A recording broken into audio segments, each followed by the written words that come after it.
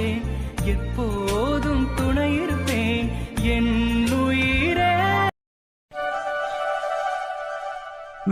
நம்ம ஆளை பார்ப்போம்னு நினைச்சு கூட பார்க்கல.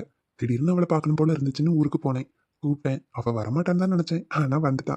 பரவாயில்ல, எப்படியோ நம்ம ஆளை பார்க்கறதுக்கு ஒரு வாய்ப்பு கிடைச்சிச்சு. பார்த்துட்டும் வந்தாச்சு, சந்தோஷமா இருக்கு. அண்ணா வாங்கண்ணா. என்ன மாடிக்கு வந்திருக்கீங்க? ஏண்டா, இந்த வீட்டில் நாங்களும் தானே இருக்கோம், மாடிக்கெல்லாம் வரக்கூடாதா என்ன? சேச்சே, தாராளமா வரலாம். இந்த டைம்ல வந்திருக்கீங்களேன்னு கேட்டேன். வெளியே போயிட்டு வந்தேன், உன் ரூமுக்கு போனேன், உன்னை ஆளை காணோம். கீழே கூப்பிட்டு பார்த்தேன், எந்த சத்தமும் இல்லை. இல்லைனா நீ மேலே தானே இருப்பேன்ட்டு மேலே வந்தேன். உனக்கு தான் ராத்திரி மாடிக்கு வரலனா இருக்கவே முடியாதே. அது என்னமோ எனக்கு தெரியலண்ணா. பகலில் இருக்கிறத விட நைட்டு இந்த மாதிரி மாடியில் பீஸ்ஃபுல்லாக காற்று வாங்கிட்டு நிற்கிறது நல்லா இருக்கும் தெரியுமா? அதுலேயே அந்த நிலா வெளிச்சம், நட்சத்திரம் அதெல்லாம் பார்க்கும்போதே நம்ம காலையிலேருந்து ஏதாவது கஷ்டத்தில் இருந்தால் கூட அப்படியே பீஸ்ஃபுல்லாக தனியாக நின்று இதெல்லாம் ரசிக்கும் போது எல்லாம் பறந்து போன மாதிரி இருக்கும். அதான் அப்பப்போ மாடி பக்கம் வந்து எட்டி பார்த்துருவேன். நல்லது தான் ஐயா, ஒவ்வொருத்தருக்கும் ஒவ்வொன்று அந்த மாதிரி இருக்கும். உனக்கு அப்படி மாடியில் நின்னா பிடிக்குது, எனக்கு இப்படி நிற்கிறது பிடிக்கும். உங்களுக்கு? எனக்கு வந்து வேண்டாம் வேண்டாம் வேண்டாம், நானே சொல்கிறேன். எனக்கு தெரியும் நீங்கள் எப்பயுமே உங்களுக்கு சந்தோஷம் கஷ்டம்னு என்ன வந்தாலுமே பெரியம்மா ஃபோட்டோ பக்கத்தில் போய் நின்றுட்டு எல்லாத்தையுமே மனசு விட்டு சொல்லுவீங்க. அப்போ தான் உங்களுக்கு மனசு ஃப்ரீயாக இருக்கும்னு சொல்லுவீங்க. கரெக்டா? ஆமாண்டா தம்பி, அது என்னமோ தெரியல, பிறந்ததுலேருந்து நான் அம்மாவை பார்த்தது இல்லைல்ல. அவங்க என் கூடயே இருக்கிறதா எனக்கு ஒரு நினப்பு. அதனால தான் சந்தோஷமாக இருந்தாலும் சோகமாக இருந்தாலும் முதல்ல அவங்க கிட்ட சொல்லிடுவேன். நான் சந்தோஷப்பட்டா என் கூட சேர்ந்து அவங்களும் சந்தோஷப்படுறாங்கன்னு நினச்சிக்குவேன். நான் கஷ்டத்தில் இருந்து என்னோட சோகத்தை சொன்னால் அதை தீக்கிறதுக்கு சீக்கிரம் ஏதாவது ஒரு வழி பண்ணி தருவாங்கன்னு நம்புகிறேன். அதுக்குன்னு அகிலாமா என்னை நல்லா பார்த்துக்கலன்னு நீ நினச்சிக்காதடா. ஐயோ அண்ணா, எனக்கு அம்மாவை பற்றியும் தெரியும், உங்களை பற்றியும் தெரியும். அம்மா என்னையும் தங்கச்சியும் விட உங்கள் மேலே தான் அதிக பாசம் வச்சுருக்காங்க. அது உங்களுக்கும் தெரியும் தான். இருந்தாலும் நீங்கள் உங்கள் அம்மாவை மிஸ் பண்ணுறீங்க, தப்பில்லை. ஆகாஷ், நான் இப்படி அப்பப்போ அம்மா ஃபோட்டோ கிட்ட நின்று பேசுவேன்லாம் அகிலாமாவுக்கு தெரியாது. அங்கே ரூமில் மாட்டி வச்சிருக்கேன்னு மட்டும்தான் தெரியும். நீ ஒரு நாள் நான் பேசும்போது பார்த்தேன், அதனால் நான் உங்ககிட்ட மனசை விட்டு இதெல்லாம் சொன்னேன். இதை அகிலாமா கிட்ட சொல்லாதடா. அவங்க இதை கேட்டால் சங்கடப்படுவாங்கல்ல. நம்ம பார்த்துக்கிறது சரியில்லையோ அப்படின்னு அவங்க எதுவும் நினச்சிடக்கூடாது. அவங்க என்னை பார்த்துக்கிறதுல ஒரு குறையும் வச்சதில்லை, வைக்க போகிறதும் இல்லை. சரிண்ணா, அம்மா கிட்ட சொல்ல மாட்டேன். சரிடா. என்ன முகமெல்லாம் ஒரே சிரிப்பாக இருக்குது? அப்படியெல்லாம் ஒன்றும் இல்லையே. ஏண்டா ஆகாஷ், நீ என் தம்பி, சின்ன வயசுலேருந்து நான் ஒன்று பார்த்துட்டு தானே இருக்கேன். நீ எப்போ எப்படி இருப்பேன்னு எனக்கு தெரியாதா என்ன? இன்னைக்கு ஏதோ உன் முகமே கொஞ்சம் பிரகாசமாக பொலிவாக இருக்கு. எப்பயும் போல தானே இருக்கேன், உங்களுக்கு அப்படி தெரியுதுன்னு நினைக்கிறேன். டேய், எங்கே போயிட்டு வந்த நீ? நான் நான் ஃப்ரெண்டு பார்க்க தான் போனேன். ஃப்ரெண்டு பார்க்க ராத்திரிலையா? இல்லைனா ஃப்ரெண்டு பக்கத்து ஊர் வரைக்கும் போயிருப்பான் போல. அங்கே பெட்ரோல் இல்லாமல் வண்டி நின்றுட்டு, பெட்ரோல் போடணுன்னா டவுனுக்கு போகணும்ல. பாவம் பாதி காட்டுக்குள்ளே நின்றுட்டு ஃபோன் பண்ணான். அதான் போய் டோ பண்ணி பெட்ரோல் பங்க்கில் பெட்ரோல் அடித்ததுக்கப்புறம் அவன் வீட்டுக்கு போயிட்டான், நானும் வந்துட்டேன். வேற ஒன்றும் இல்லையே. சரி சரி. ஆமாம், என்ன இவ்வளோ கேள்வி கேட்குறீங்க? ஆனால் நீங்கள் தான் இன்றைக்கி எங்கேயோ வெளியே போன மாதிரி டிப் டாப்பாக ட்ரெஸ் பண்ணியிருக்கீங்க. சாயந்தரம் கூட உங்களை பார்த்தனே, வேட்டி சட்டையில் தான் இருந்தீங்க. இது என்ன புதுசா? ஆமாண்டா, ஒரு பேங்க் விஷயமா ஆஃபீஸர் ஒருத்தரை பார்க்க வேண்டியது இருந்துச்சு. அதான் சரி துணி மாற்றுவோமேன்னு மாற்றினேன். அப்படியா? சரி சரி. நீங்கள் எப்போ வந்தீங்க வீட்டுக்கு? நானும் இப்போ தான் தம்பி வந்தேன். வந்து ஒரு 10 நிமிஷம் இருக்கும். சரி போய் துணியை மாற்றலாம், அதுக்கு முன்னாடி உன்னை பார்த்து பேசிட்டு போகலான்னு தேடினேன். ஆளை காணோம். சரி மேலே தான் நிற்பேன், நம்மளும் கொஞ்சம் நேரம் காற்று வாங்கிட்டு உன்ட்ட பேசிட்டு போகலான்னு தான் மேலே வந்தேன். இனி தான் போய் துணியை மாற்றணும். சமையல்லாம் ரெடி ஆயிடுச்சான்னு தெரியல. சாப்பிடுவோமா 2 பேரும்? உனக்கு பசிக்குதா இல்லை பிறகு வரியா? எனக்கும் பசி எடுக்குதுண்ணா. நீங்கள் போய் ஒரு 5 நிமிஷத்தில் ட்ரெஸ்லாம் சேஞ்ச் பண்ணிடுவீங்கல்ல, பண்ணிவிட்டு கால் பண்ணுங்கள், நான் வந்துடுறேன். சரிடா. என் 2 மகன்களும் என்ன பண்றாங்கன்னு தெரிஞ்சுக்கிடலாமா? அடடே, வாங்கம்மா வாங்கம்மா. மருது, ஆகாஷ் 2 பேர்த்துக்கும் அம்மா மேல பாசமே இல்லை. ஐயோ, ஏம்மா இப்படி சொல்றிய? பிறவு என்னையா, நீயும் வேலைக்கு போற, ஆகாஷ் காலேஜுக்கு போறான். 2 பேரும் வீட்டுக்கு சாயந்தரம் நைட்டு தான் வாரிய. வந்தா என்கிட்ட செத்த நேரம் இருந்து பேசணும்னு நினைக்க கூட மாட்டேங்கிறீங்க. என்னை வந்து பார்க்கறதே இல்லை. அம்மா கிட்ட உட்காந்து பேசணும்லாம் தோணாது. வளர்ந்துட்டீங்கல்ல, எப்படி தோணும்? ஐயோ, என்னம்மா இப்படி சொல்றீங்க? நான் இப்பதான் வந்தேன், நீங்களும் தானே பார்த்தீங்க. நீங்க தானே போய் துணியை மாத்திட்டு வர சொன்னீங்க. அது சரிதான், இன்னைக்கு நான் பார்த்தேன். நான் பொதுவாகவே சொல்கிறேன். இப்பெல்லாம் அவன் என்னடான்னா காலேஜ் முடிச்சு கொஞ்ச நேரம் ஃபோனையே நோண்டிட்டு இருக்கான். வீட்டுக்கு வந்து பிறகு ராத்திரி ஆச்சுன்னா மாடிக்கு வந்து நின்றுக்கிடுறான். நீ என்னடானா வேலைக்கு போகிற, வந்து டயர்டில் சாப்பிட்டுட்டு படுத்துடுற. அம்மா கிட்ட யாருமே முந்தி மாதிரி பேசுறதே இல்லையே. என்னம்மா நீங்க இப்படி நினைச்சிட்டீங்க? அதானே, என்னம்மா எங்களை போய் இப்படி நினைச்சிட்டீங்க? ஐயோ சும்மா சொன்னையா, உன் நிலமையும் எனக்கு தெரியுது, அவன் நிலமையும் தெரியுது. வயசு பசங்கன்னா அப்படிதான் இருப்பீங்க. அதெல்லாம் ஒன்றும் இல்லை. என்னை விட்டுட்டு 2 பேர் தனியாக நின்று பேசிட்டு இருந்தீங்களா, அதுக்கு தான் அம்மா அப்படி சொன்னேன். இல்லம்மா, நான் தம்பியை தேடி பார்த்தேன், கீழே காணோம். அதான் அவனை தேடி மேலே வந்தேன். ஆமாம்மா, அண்ணன் என்ன தேடி தான் வந்தாரு. ஆமாம், உன்னை எங்க தேடுறமோ இல்லையோ மாடியில தேடினா நீ எப்பயும் இருப்ப. ஆனா உன அந்த நிலாவையே பார்த்துக்கிட்டு இருக்க. அப்படி உனக்கு இந்த ராத்திரி நிலாலாம் அவ்வளோ பிடிச்சிருக்கோ? போற போக்கு பார்த்தா நீ கவிஞரா இருப்ப போலடா. கவிஞரானாலும் ஆச்சரியப்படுறதுக்கு இல்லம்மா. ஏண்டா கவிதையெல்லாம் நல்லா எழுதுவியா?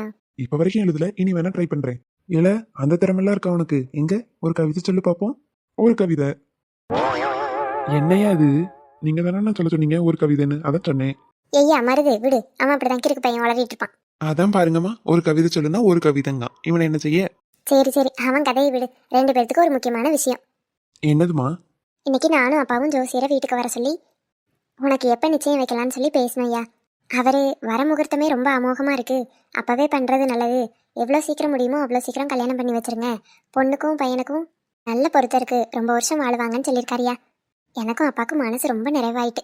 ஆஹா பாரு, அடுத்த முகூர்த்தம்னா எப்பமா? நாளை கழிச்சு. என்னம்மா சொல்றீங்க? நாளை கழிச்சா? இடையில ஒரே ஒரு நாள் தானே இருக்கு. அப்பா எல்லாத்தையும் கூப்பிட்டு பெருசா சிறப்பா பண்ணணுங்கிறக்காக தான் கோயிலே எனக்கு நிச்சயம் வேண்டான்னு சொன்னாங்க. இப்போ ஒரு நாள் தான் இருக்கு, எப்படி பண்ணி முடிக்க முடியும்? அதெல்லாம் முடிச்சிடலாம். அப்பா காலையில இருந்து சாப்பாட்டுக்கு டெக்கரேஷனுக்கு மண்டபத்துக்குன்னு எல்லாத்துக்கும் அலைஞ்சு ஆள் பிடிச்சாச்சு, எல்லாத்துக்கிட்டையும் சொல்லியாச்சு, எல்லாம் ரெடி தான். பிறகு நான் நாளைக்கு காலையில ஊர்ல உள்ள கிட்டலாம் சொல்லிடுவேன்.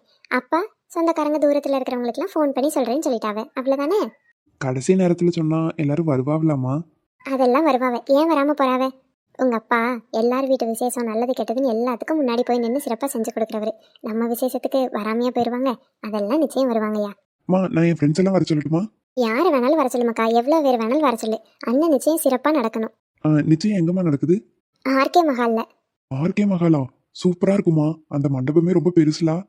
ஆமாய்யா, ரொம்ப பெருசு. நம்ம நேரத்துக்கு உடனே கிடைச்சிட்டு, இல்லைன்னா தூரமா எங்கேயாவது பார்த்து அலைஞ்சிருக்கணும், பக்கமே கிடைச்சிட்டு. ஐயா நாளை கழிச்சு நிச்சயம் இருக்கு, நீ அங்கே இங்கேயே அலைஞ்சு உடம்புக்கு எடுத்துக்காத. நல்லா ரெஸ்ட் எடுக்கணும். உனக்கு இருக்க ஒரே ஒரு வேலை என்னன்னா, நம்மக்கிட்ட வேலை செய்கிறவங்க எல்லாத்தையும் நேரில் போய் பார்த்து ஒரு எட்டு இந்த மாதிரி நாளைக்கு நடக்குது, உங்களுக்கு லீவு, அதனால் எல்லாரும் வந்துருங்கன்னு மட்டும் சொல்லிடு. என்ன, ஒவ்வொரு இடத்துக்கும் நேரில் போய் எல்லாத்தையும் நிற்க வச்சு பொதுவாக சொல்லிட்டு வந்துடு. சரியா போச்சு, ரெஸ்ட் எடுங்கன்னு சொல்லிட்டீங்க. நம்ம தான் நிறைய பிசினஸ் பண்றோமே, எல்லா இடத்துக்கும் அண்ணன் போய் எல்லாத்துக்கிட்டையும் சொல்லிட்டு வரதுக்குள்ள அண்ணனுக்கு டயர்ட் ஆயிரும். என்னையா மருது பண்ணுறது? தப்பாக எதுவும் எடுத்துக்காத. ஒரே நாள் தான் இருக்குங்கிறனால எல்லாரும் பிரித்து பிரித்து கொஞ்சம் வேலையை செஞ்சால் தானே முடியும். அப்பாவே எல்லா இடத்துக்கும் அலைய முடியாது இல்லையா, அதான் சொல்கிறேன். ஐயோ அம்மா, அதெல்லாம் ஒரு பிரச்சனையும் இல்லை, நான் போய் எல்லா இடத்துக்கும் சொல்லிக்கிறேன். சரியா, வாங்க சாப்பிட போகலாம். சரிம்மா, வாரோம்.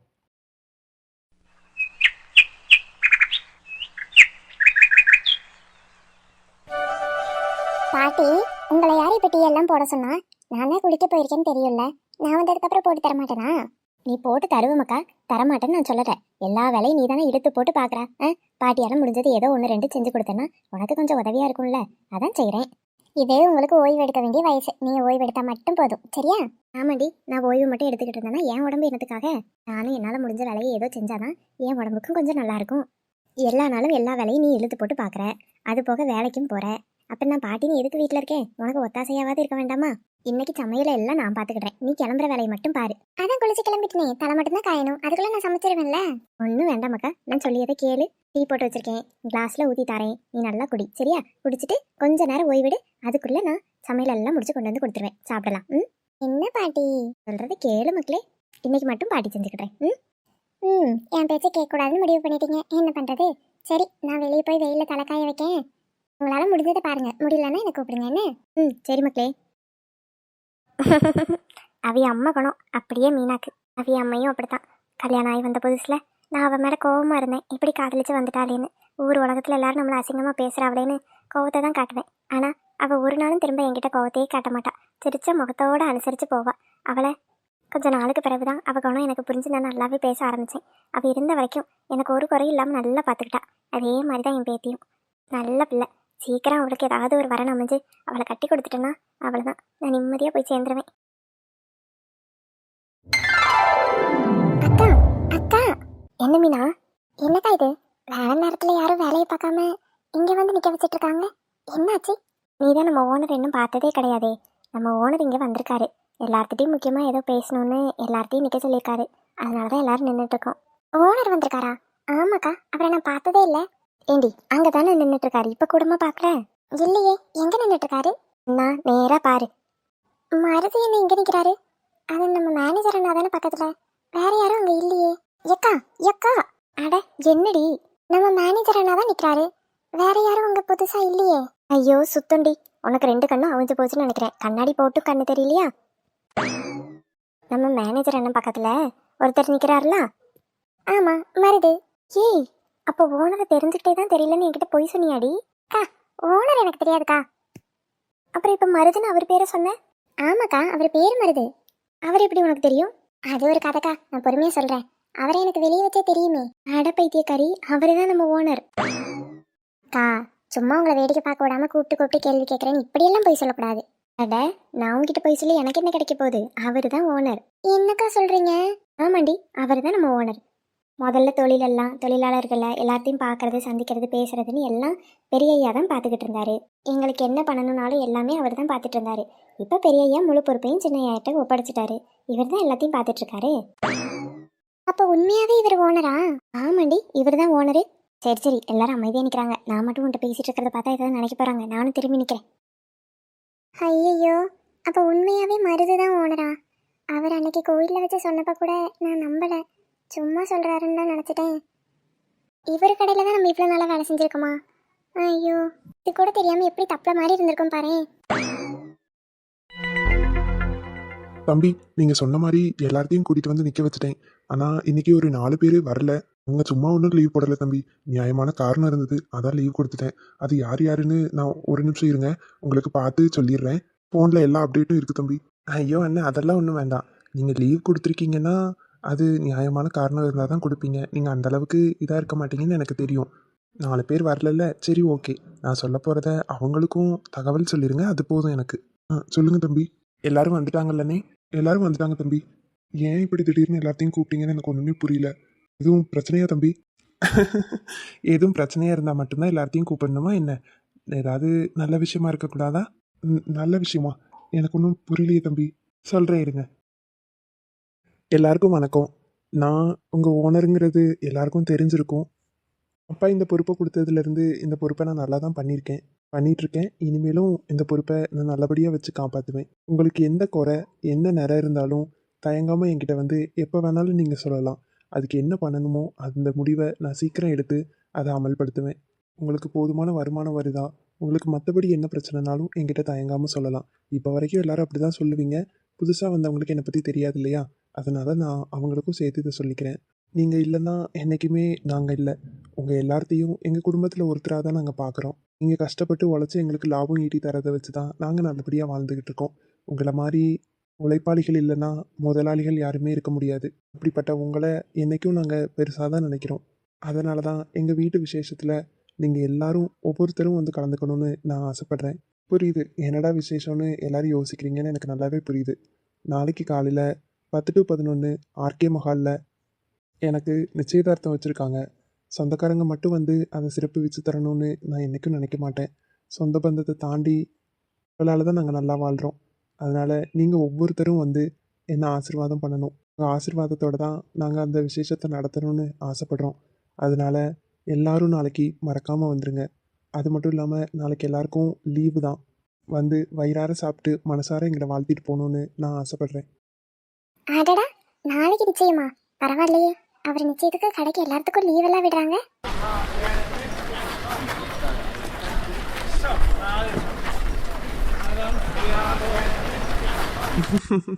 சரி சரி, சத்தம் போட்டது போதும். இப்போ எல்லோரும் போய் வேலை செய்யுங்க. ஆனால் நாளைக்கு மறக்காமல் எல்லோரும் வந்துடுங்க. உங்கள் கூட வேலை செய்கிற யாராவது இன்றைக்கி வராமல் இருந்திருந்தா அவங்களுக்கும் கால் பண்ணி வர சொல்லிடுங்க, சரிங்களா? அண்ணே, நீங்களும் நாளைக்கு நிச்சயம் வரணும்.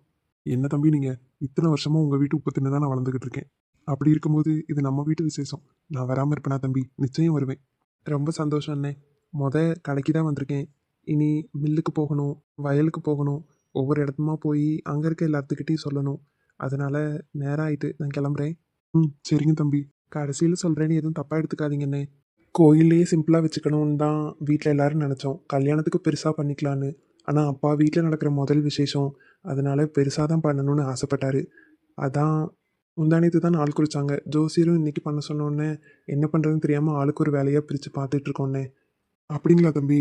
சரி சரி, பரவாயில்ல தம்பி. நல்ல நேரம். ஆர்கே மண்டபம் தான் இங்கே இருக்கிற பக்கத்தில் பெருசு. அது உங்களுக்கு உடனே கிடச்சிட்டு, இல்லைனா வேற எங்கேயாவது தூரமாக தான் அலைஞ்சிருக்கணும். ஆமாண்ணே, பக்கத்தில் கிடச்சது நல்லதாக போச்சு. எல்லாரும் வரதுக்கும் நல்லா இருக்கும்ல. ஆமாங்க தம்பி. சரிண்ணே, நான் கிளம்புறேன். சரிங்க தம்பி. மீனா, சாரிங்க. எதுக்கு சாரி? இல்லை, நீங்கள் தான் ஓனர்னு அன்னைக்கு கோயிலில் சொன்னப்போ கூட நான் நம்பவே இல்லை. பொய் சொல்கிறீங்கன்னு தான் நினச்சேன். ஆரம்பத்தில் நீங்கள் ஓனர்னு சொல்லவே இல்லைல்ல, அதான் அன்னைக்கு விளையாடுறீங்களோன்னு நினச்சிட்டேன். சாரி. இதுக்கெல்லாம் சாரியா? நான் தான் சாரி கேட்கணும்.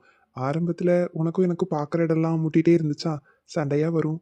சரி, நான் தான் ஓனர்னு ஏன் சொல்லணும், ஓனர்கிட்ட சண்டை போட்டுட்டோமே நீ கில்ட்டாக எதுவும் ஃபீல் பண்ணிடுவியோன்னு தான் நான் சொல்லாமல் இருந்தேன். அதையும் மீறி நீயும் நானும் நல்லா ஃப்ரெண்ட் ஆகிட்டோம்ல, அதனால தான் அன்றைக்கி கோயிலில் சொன்னேன். ஆனால் நீ என்னை நம்பலை. பரவாயில்ல. சொல்ல மறந்துட்டேன். மறந்துடாம நாளைக்கு கன்ஃபார்ம் வந்துடணும், சரியா? ம், நிச்சயம் வருவேங்க. ஆனால் அதுக்குள்ளே வச்சிட்டீங்க. நான் கொஞ்சம் நாள் ஆகும்னு நினச்சேன் உங்கள் அப்பா பேசினது கேட்டுட்டு. நானும் அப்படி தான் நினச்சேன். ஜோசியர் உடனே வச்சா நல்லதுன்னு சொன்னாருன்னு சொல்லி நாள் குறிச்சிருப்பாங்க போல. எனக்கு இந்த ஜாதகம் ஜோசியம் இதிலலாம் நம்பிக்கை கிடையாது. ஆனால் வீட்டில் அப்பா அம்மா நம்புவாங்க. சரி, ஓகே, அவங்க விருப்பப்படுறாங்க. அவர் சொல்லிட்டாருன்னு டேட்டும் டக்குன்னு ஃபிக்ஸ் பண்ணிட்டாங்க. எனக்கே நேற்று நைட்டு தான் தெரியும். அப்படியா? உங்களுக்கே நேற்று நைட்டு தான் தெரியுமா? ஆமாம்மா, நேற்று காலையில் தான் பார்த்துருக்காங்க. நான் நேற்று கொஞ்சம் வேலை விஷயமா வெளியே அலைஞ்சிட்டு இருந்தேன். நைட்டு தான் என்கிட்ட சொன்னாங்க. இன்னும் ஒரு நாள் தான் இருக்குது, அதான் அவங்க எல்லாத்துட்டையும் சொல்லலான்னு வந்துட்டேன். ஓ, சரிங்க. நிச்சயம் வந்துரு, சரியா? முடிஞ்சா உங்கள் பாட்டி அப்பா எல்லாத்தையும் கூட்டிகிட்டு வா. இல்லைங்க, பாட்டிக்கு பஸ்டெல்லாம் ஏறி அவ்வளோ தூரம் வர முடியாது. அது மட்டும் இல்லாமல் என் லைஃப்பில் என்ன நடக்குதுன்னு உங்களுக்கு தான் தெரியுமே. எங்கள் அப்பா நான் கூப்பிட்டாலாம் வரமாட்டார். அதனால் நான் நிச்சயம் வரேன். சரிம்மா, கோச்சுக்காத. ரொம்ப நேரம் பேச முடியல, ஏன்னா மற்ற இடத்துக்கும் போய் நான் எல்லாத்தையும் இன்வைட் பண்ணணும். ஐயோ, அதெல்லாம் ஒரு பிரச்சனையும் இல்லை, போயிட்டு வாங்க. சரிம்மா, நாளைக்கு மண்டபத்தில் மீட் பண்ணலாம். சரிங்க.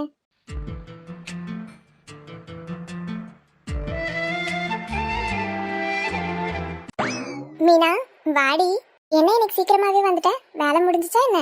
ஏய், மணி 6க்கு மேலே ஆச்சுடி, நீ தான் பார்க்கல. அப்படியா?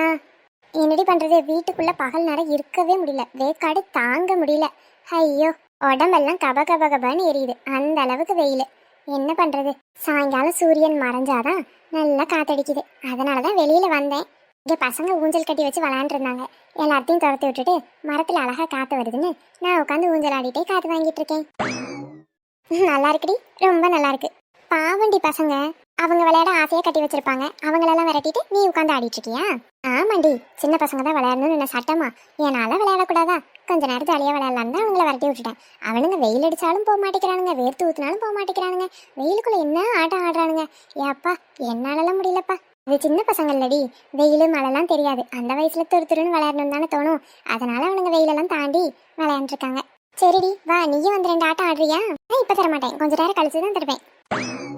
வேண்டாம் தாயே, நீயே விளையாடு. சரிடி, ஒரு 5 நிமிஷம் விளையாண்டு வரேன், அப்புறமா வீட்டுக்கு போகலாமா? சரி சரி, நானும் வீட்டில் தான் இருப்பேன்னு நினச்சி தான் வந்தேன். பரவாயில்ல, இங்கேயே இருக்க, இங்கேயே அப்போ நான் பேசுகிறேன். சரிடி, உட்காந்து தான் பேசேன். இல்லை இல்லை, பரவாயில்ல, நான் உன்ட்ட ஒரு முக்கியமான விஷயம் சொல்கிறதுக்கு தான் வந்தேன். என்ன விஷயம் மீனா? நாளைக்கு நான் உன்னை ஒரு இடத்துக்கு கூட்டிகிட்டு போவேன், நீ வரணும். அப்படி என்ன இடத்துக்கு நீ என்ன கூட்டிகிட்டு போக போகிற? இதுதான் சர்ப்ரைஸ். சர்ப்ரைஸா?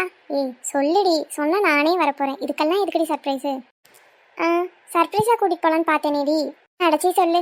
சரி, ஆர்கே மஹால் இருக்குல்ல, அந்த மண்டபம் பெருசாக இருக்குமே. நீயே நானும் வெளியே போகும்போதெல்லாம் இவ்வளோ பெரிய மண்டபத்துலலாம் பணக்காரங்க ஃபங்க்ஷன் வைப்பாங்க, நம்மளாம் உள்ளே கூட போய் பார்க்க முடியாதுன்னு பல நாள் பேசியிருக்கோமே.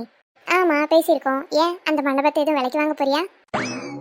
விலைக்கு வாங்குறதுக்கு என்கிட்ட எதிரி காசு. அப்புறம் என்னடி ஆச்சு இந்த மண்டபத்துக்கு? இந்த மண்டபத்துக்கு தான் நீ நானும் நாளைக்கு போகிறோம்.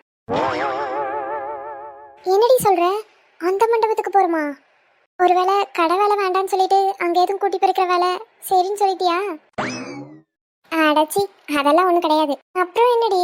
அங்கே நாளைக்கு ஒரு ஃபங்க்ஷன் நடக்குது, அதை அட்டன் பண்ண போகிறோம். என்ன ஃபங்க்ஷன்? நிச்சயதார்த்தம்டி. அந்த மண்டபத்தில் ஃபங்க்ஷன் வைக்கிற அளவுக்கு உனக்கு தெரிஞ்சவங்க யாருடி?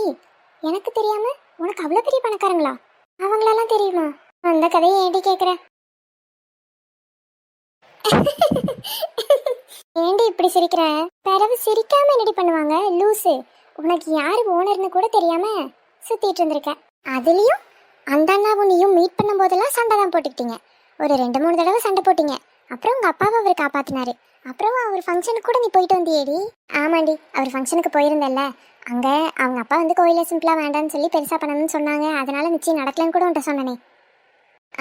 நாள் குறிச்சிருப்பாங்க போல. ஜோசியர் வந்து நாளானிக்கே பண்ணணும்னு சொல்லிட்டாராம். முந்தானேத்து பார்த்தாங்களாம், அதனால டக்குன்னு வச்சுட்டாங்களாம். அந்த மண்டபம் இவங்களுக்கு கிடச்சிருச்சு போல, அதனால அங்கேயே வைக்கிறாங்க. பரவாயில்லடி, உன் புண்ணியத்தில் நானும் அங்கே வருவேன். மண்டபம் எப்படி இருக்குன்னு பார்த்துட்டு சூப்பரா சுத்தி பார்த்துட்டு போட்டோலாம் எடுத்துட்டு வரலாம். தாராளமா எடுக்கலாம்டி. மறந்துடாத, காலையில 10 to 11 சரியா? நம்ம போறோம். நிச்சயம் வரேன்டி. ஏண்டி மண்டபமே அவ்வளோ பெருசுனா சாப்பாடு எவ்வளோ வெரைட்டி போடுவாங்க. அட தின்னி மாடு. ஆமா, நான் தின்னி மாடு. இவ திங்கவே மாட்டா. என்ன சாப்பாடுன்னு எட்டி பார்த்துட்டு ஓடி வந்துருவா. நீயும் திங்க தானே போற, அப்புறம் என்ன? சாப்பிட வேண்டி. இருந்தாலும் ஃபங்க்ஷன் முடிகிற வரைக்கும் வெயிட் பண்ண வேண்டாமா? எதுக்கு வெயிட் பண்ணணும்? நம்ம அங்கே சாப்பிட போறனால ஃபங்க்ஷன் நின்னா போயிடும். ஃபங்க்ஷன்லாம் சிறப்பாக நடக்கதான் செய்யும். நம்ம போறது பந்தியில் இடத்த பிடிச்சோமா சாப்பிட்டோமா அப்படின்னு வரணும். ஐயோ ஐயோ, பந்திக்கு முந்தணும்டி. சரி சரி, முந்தலாம். ஆனா உன் ஓனர் பரவாயில்லடி. நிச்சயதார்த்தத்துக்கே எல்லாத்துக்கும் லீவ் எல்லாம் கொடுத்துருக்காருன்னா பரவாயில்லதான் இல்ல? ஆமாண்டி, லீவ் கொடுத்து எல்லாத்தையும் வர சொல்லியிருக்காரு. அது மட்டும் இல்ல, அவருக்கு சொந்தமா மில் இருக்கான், துணிக்கடை இருக்கான், விவசாயம் பண்றாங்களாம், நிறைய தொழில் பண்றாங்களாம் அந்த அக்கா சொன்னாங்க. ஆனா அந்த அண்ணன் ரொம்ப நல்லவர்ரி. அவ்வளோ பணக்காரங்களா இருந்தும், அவ்வளோ சொத்துக்கு சொந்தக்காரரா இருந்தும் உன்கிட்ட ரொம்ப ஏழ்மையா தானே நடந்துக்கிட்டாரு. நார்மலா நம்மள மாதிரி நல்லா சகஜமா பேசினாரு. சில பணக்காரங்கள்லாம் கொஞ்சம் காசு தான் வச்சிருப்பாங்க, அதுக்கே எவ்வளோ சீன் போடுவாங்க தெரியுமா? ஒழுங்கா யார்ட்டையும் முகம் கொடுத்து கூட பேச மாட்டாங்க. அவங்க தான் உலகத்திலே பெரிய இதுன்னெலாம் பண்ணுவாங்க. ஆமாண்டி, அந்த மாதிரி சில பேரை நானும் என் லைஃப்ல பார்த்துருக்கேன். ஆனா மருது ரொம்ப நல்லவர்ரி. எவ்வளோ சகஜமா பேசினார் பாத்தியா? சரி, நல்ல மனுஷனுக்கு நல்லதாவே நடக்கட்டும். அவர் வேற இப்போ உன் ஓனர் ஆயிட்டாரு, அதுலேயும் உன் ஃப்ரெண்டு வேற. நீ லீவ் வேணா கவலையே பட வேணாம். ஓனருக்கே ஃபோன் பண்ணி லீவ் கேட்டுக்குவேன். சம்பளம் அதிகமாக வேணும்னாலும் அவர்கிட்டயே கேட்டுக்குவேன். சேச்சே, அப்படிலாம் பண்ணக்கூடாதுடி, அது தப்பு. நம்ம உழைக்கிறதுக்கு நேர்மையாக அவர் சம்பளம் தராரு, அவ்வளோதான். அதுக்கு மேலே ரொம்பலாம் ஆசைப்படக்கூடாது. சரிம்மா தாயே, உனக்கு நிறைய ரூல்ஸ் அண்ட் ரெகுலேஷன்ஸ் வச்சு நீ ஃபாலோ பண்ணுவேன். நம்மளால அப்படி இருக்க முடியாது. ஆமாம், அப்படியெல்லாம் இருந்தால் தான் நீ என்னைக்கோ தெரிஞ்சிருப்பியே. தெரிஞ்சு மட்டும் என்னடி ஆக போகுது? ஐயோ, இந்த பொண்ணு ரொம்ப நல்ல பொண்ணுன்னு தங்கம் வெள்ளி வைரம்னு எல்லாத்தையும் வந்து கொட்டவா போகிறாங்க. எப்படி இருந்தாலும் பேசுகிற வாய் பேச தான் செய்யும். அதெல்லாம் கண்டுக்கவே கூடாது. ஆனால் நீ மட்டும் இல்லைன்னா என் லைஃப் எப்படி இருந்திருக்குன்னே தெரியலடி. சின்ன வயசுலேருந்து என் கூடயே சுற்றி எப்படி பேசுகிற? நீ இருக்க இடம் சிரிப்பு இல்லாமல் இருக்காது. கலகலப்புன்னு இருக்கிறதுக்கு நீ தாண்டி காரணம். ரொம்ப தேங்க்ஸ். எனக்கு இந்த புகழ்ச்சியெல்லாம் பிடிக்காது. ஆமாம், இந்த மூஞ்சியை புகழ வேற செய்கிறாங்க. வாடி வீட்டுக்கு போவோம். வரேன்.